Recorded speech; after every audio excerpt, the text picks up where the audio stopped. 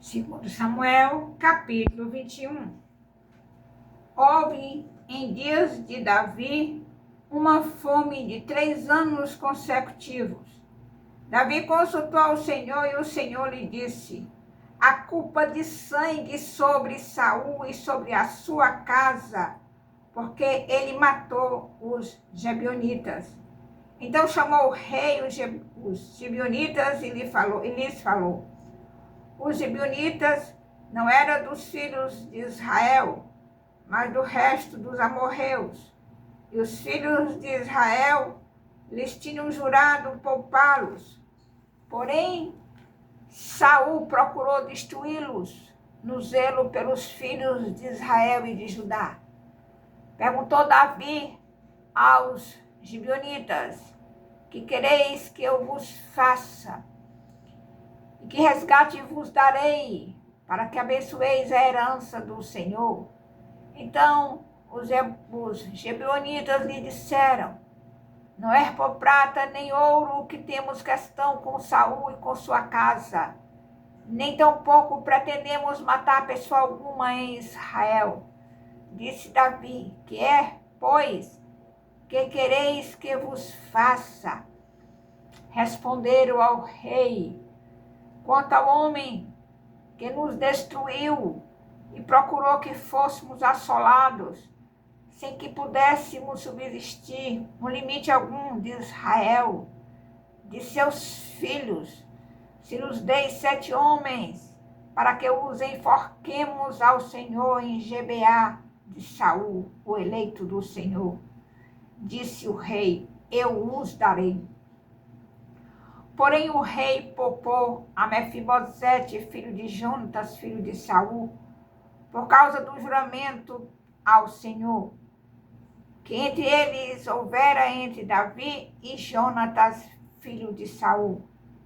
Porém, tomou o rei os 2 filhos de Rispa, filha de Aiá, que tinha tido de Saul, a saber, a Armoni e a Mefibosete, como também os 5 filhos de Merabe, filha de Saul, que tivera de Adriel, filho de Barzilai, Meolatita, e os entregou nas mãos dos Gibeonitas, os quais os enforcaram num monte perante o Senhor.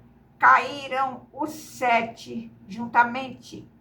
Foram mortos nos dias da ceifa, nos primeiros dias, no princípio da ceifa da cevada. Então Rispa, filha de Aiá, tomou um pano de saco, o estendeu para si sobre uma penha, desde o princípio da ceifa, até que sobre eles caiu água do céu, e não deixou que as aves do céu se aproximassem deles de dia, nem os animais do campo de noite. Foi dito a Davi o que fizera Rispa, filha de Aiá, e concubina de Saul. Então foi Davi e tomou os ossos de Saul e os ossos de Jonatas, seu filho, dos moradores de Jabes de Gileade, os quais os juntaram na praça de Bet-Sean, onde os filisteus os tinham pendurado no dia em que feriram Saul em Giboa. Davi transportou os ossos de Saul e os ossos de Jonatas, seu filho, e ajuntaram também os ossos dos enforcados. Enterraram os ossos de Saul e de Jonatas, seu filho, na terra de Benjamim, em Zela, na sepultura de Quis, seu pai. Fizeram tudo o que o rei ordenara. Depois disto, Deus se tornou favorável para com a terra. De novo, fizeram os filisteus guerra contra Israel.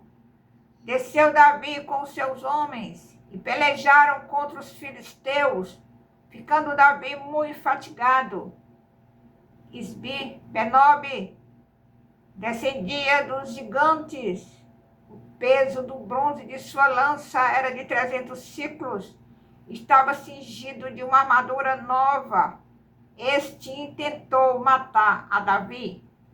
Porém, Abisai, filho de Zeruia, socorreu, feriu o filisteu e o matou. Então os homens de Davi lhe juraram, dizendo: nunca mais sairás conosco a peleja, para que não apagues a lâmpada de Israel. Depois disto, houve ainda em Gobe outra peleja contra os filisteus. Então, Sibecai, o Husatita, feriu Asaf, que era descendente dos gigantes. Houve ainda em Gobe outra peleja contra os filisteus. E Elanã, filho de Jaé, Oregim, o Belamita, feriu a Golias, o geteu, cuja lança tinha haste como eixo de tecelão. Houve ainda outra peleja.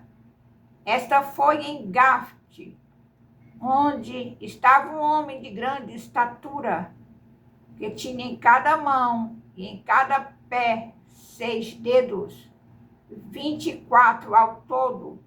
Também este descendia dos gigantes. Quando ele injuriava a Israel, Jonatas, filho de Simeia, irmão de Davi, o feriu. Estes 4 nasceram dos gigantes em Gate e caíram pela mão de Davi e pela mão de seus homens.